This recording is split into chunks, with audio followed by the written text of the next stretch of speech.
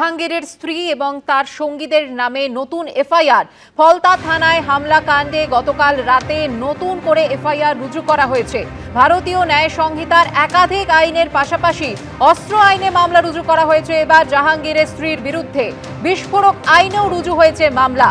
জাহাঙ্গীর খানের স্ত্রী এবং তার সঙ্গীদের নামে এবার নতুন এফআইআর। ফলতা থানায় হামলা কাণ্ডে গতকাল রাতে নতুন এফআইআর রুজু করা হয়েছে। কথা বলে নেব আমাদের প্রতিনিধি পার্থপ্রতিম ঘোষের সঙ্গে। পার্থপ্রতিম, দেখো, তুমি দেখেছিলে গত মঙ্গলবার দিন জাহাঙ্গীর খানের স্ত্রীর নেতৃত্বে একেবারে থানায় হামলা চালিয়ে জাহাঙ্গীর খানকে বের করে নিয়ে যাওয়ার চেষ্টা হয় সেই অভিযোগ ওঠে এবং তার পরবর্তীকালে কেন্দ্রীয় বাহিনীকে অ্যাক্টিভ হয়ে দেখা যায়, পুলিশকে অ্যাক্টিভ হয়ে দেখা যায় এবং সঙ্গে সঙ্গে এলাকা থেকে কে কোথায় পালাবে একেবারে পথ না পেয়ে কেউ কেউ হচ্ছে পুকুরে পর্যন্ত ঝাঁপ মেরে পালায়।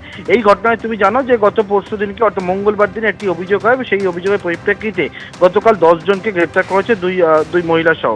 এবং গতকাল রাত্রিবেলা আরও একটি মামলা করেছে পুলিশ এবং সেখানে হচ্ছে জাহাঙ্গীর খানের স্ত্রী সহ জাহাঙ্গীর খানের যারা অ্যাসোসিয়েট তাদের নামে মামলা হয়েছে এবং সেক্ষেত্রে তারা যে মামলাটি করেছে সেখানে জাহাঙ্গীর খানের স্ত্রীর নামে বিএনএস এর একাধিক ধারার পাশাপাশি হচ্ছে অস্ত্র আইনে মামলা হয়েছে। অন্যদিকে এক্সপ্লোসিভ সাবস্টেন্স অ্যাক্ট, যেটা যে বিস্ফোরক আইন, সেই বিস্ফোরক আইনেও কিন্তু মামলা হয়েছে।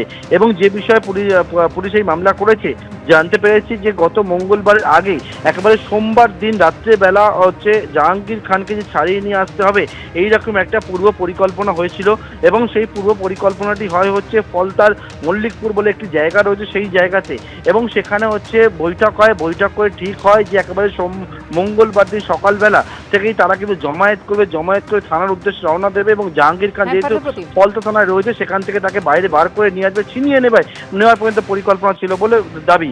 এবং সেইটাই পরে পুলিশ জানাচ্ছে যে জাহাঙ্গীর স্ত্রীর নামে অস্ত্র আইন, বিএনএস এর একাধিক ধারা পাশাপাশি বিস্ফোরক আইনেও কিন্তু মামলা হয়েছে। তারা অস্ত্র এবং বিস্ফোরক নিয়েও বেরিয়েছিল বলে জানতে পেরেছে পুলিশ।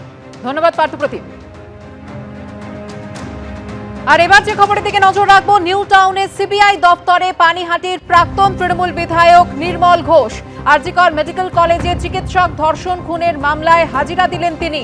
নিউ টাউনের সিবিআই দপ্তরে পানিহাটির প্রাক্তন তৃণমূল বিধায়ক নির্মল ঘোষ তিনি হাজিরা দিয়েছেন। ছবি তুলে ধরেছি আপনাদের সামনে। এই মুহূর্তে সরাসরি চলে যাব আমাদের প্রতিনিধি প্রকাশ সিনহার কাছে। প্রকাশ, কি খবর এই মুহূর্তে?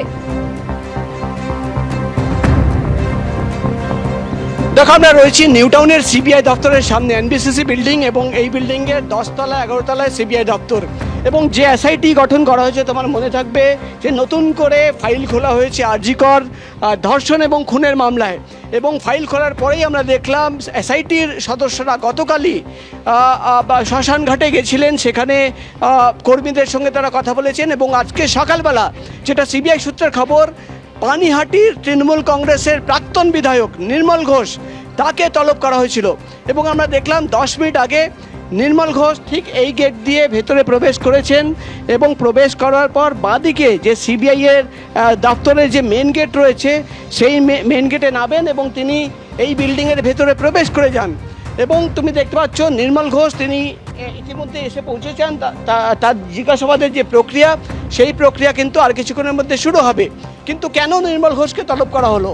এসআইটির সদস্যরা যেটা জানাচ্ছেন বা সূত্রের খবর যে তদন্ত করতে গিয়ে বারবার নির্মল ঘোষের নাম উঠে আসছে, এমনকি গতকাল শ্মশান ঘাটে যখন তারা যান সেখানকার কর্মীরাও কিন্তু জানিয়েছেন সিবিআইয়ের গোয়েন্দাদের যে নির্মল ঘোষ সেই রাতে সেখানে ছিলেন।